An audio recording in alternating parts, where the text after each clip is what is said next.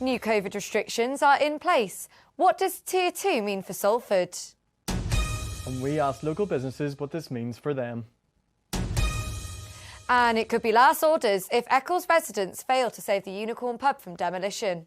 Well, I just used to drive past it all the time. Just, it just seems like no one's doing anything about it to save the place. It wouldn't just be a bit of a pub. We'd be doing a bit of an educational centre. There's loads of things we would be doing, so it's just the start of it.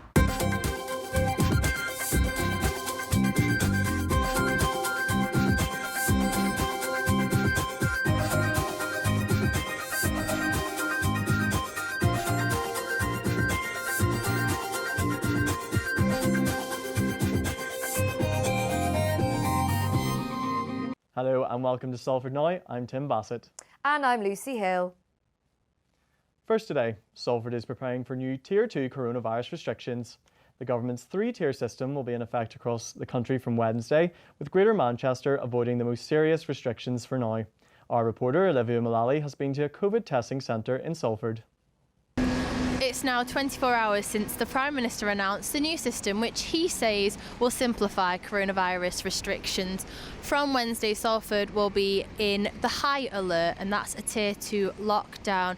Now, this means that indoor mixing between households is banned and pubs will still shut at 10 p.m. However, outdoor mixing between two households is now allowed as long as they follow the rule of six and social distancing.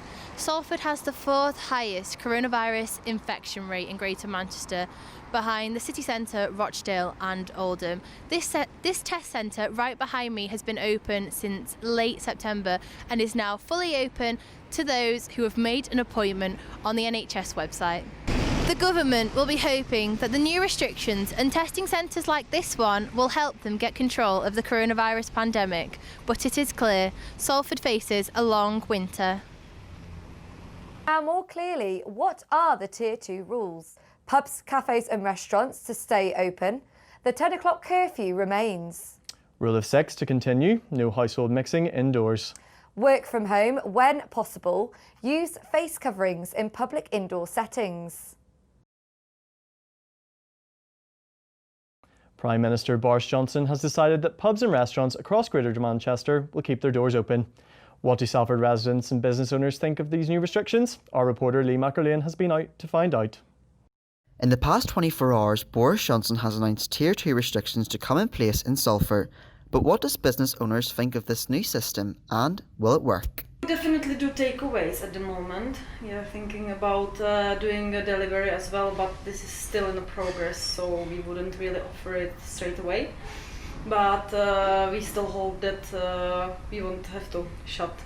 I think it was really helpful yesterday that Prime Minister spoke and tried to speak more clearly.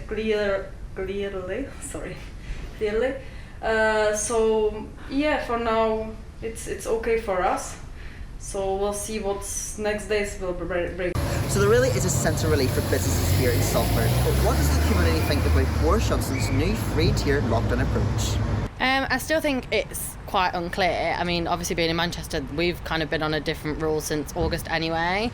So I'm not sure if that changed back, but it's basically the same rules for us anyway. We're not supposed to be mixing. Our friends at work in pubs and bars and everything, but I think the 10 p.m. curfew makes no sense because COVID doesn't just come out at 10 p.m. So I think there needs to be, it's actually worse having the 10 o'clock curfew because everybody's then out and going back and students are doing God knows what. I think they should stay open because they are keeping to the rules in pubs. Especially, I go to the local social club and they all respect the distances. They put the order in a box on the bar, go back to the seat and the bar staff brings a drink to them, and that's what they're doing in Manchester. With Tier 2 restrictions in place, what is next for Salford? Lee McArlean, Salford Now.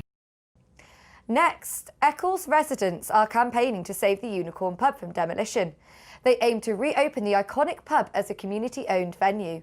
More from Molly Chapman.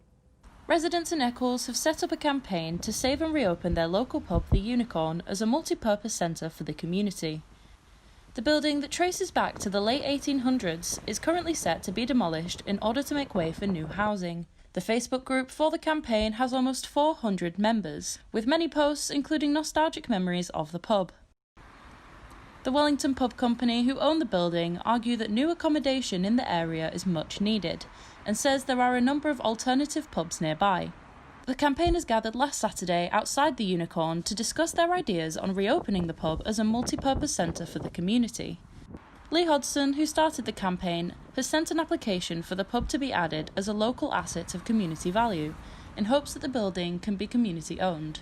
Well, I just drive past it all the time. Just, it just seems like no one's doing anything about it to save the place. I thought, I'm just going to set the Facebook page up and just try and do something about it. And also, it just got big overnight. People starting having a group, getting on board, getting ideas up, and obviously that's how I met Alan and Gaz. Meanwhile, investor Alan Whitehead wants to buy and invest his own money into the building. What we would like to do, where the toilets are there, we'd like to change that into the entrance. So this would be the entrance here. We'd like to get rid of the lay-by on the front of it, what makes the place look an eyesore. We'd like to tidy it up and do a bit of a garden there with a fence around it. We would make the place stunning. People who live locally, who don't know what we're doing, they would be so proud of having this on their doorstep. It wouldn't just be a bit of a pub, we'd be doing a bit of an educational centre. There's loads of things we would be doing, so it's just the start of it. The pub company who own it at the minute are a very wealthy organisation. We need to sit round a table with them. We've got some beautiful pubs and they're all disappearing, part of British history, and the British pub needs saving. And this is why we're planning on doing what we want to do. The campaigners have contacted various support networks, including CAMRA, the Plunkett Foundation and Save Britain's Heritage, in hopes to find a way to save the historical landmark. Molly Chapman, Salford Now. And now, a neglected Salford shopping precinct is to be replaced with a brand new Lidl supermarket. The Mocha Parade in Lower Broughton will be demolished ahead of the multi-million-pound project. The new store will cover 1,200 square feet and offer 40 new jobs for Salford residents. Universities have been welcoming back their students back to campus, and those studying are adapting to the new normal. But it's a very worrying time for those studying the arts. Our reporter Jodie Smith went to find out more. Fatima's next job could be in cyber. She just doesn't know it yet. This government advert caused quite the stir on social media yesterday, as it appeared to indicate that a dancer should retrain. This comes to light at a time where many people trained in arts fear for their careers due to the coronavirus pandemic.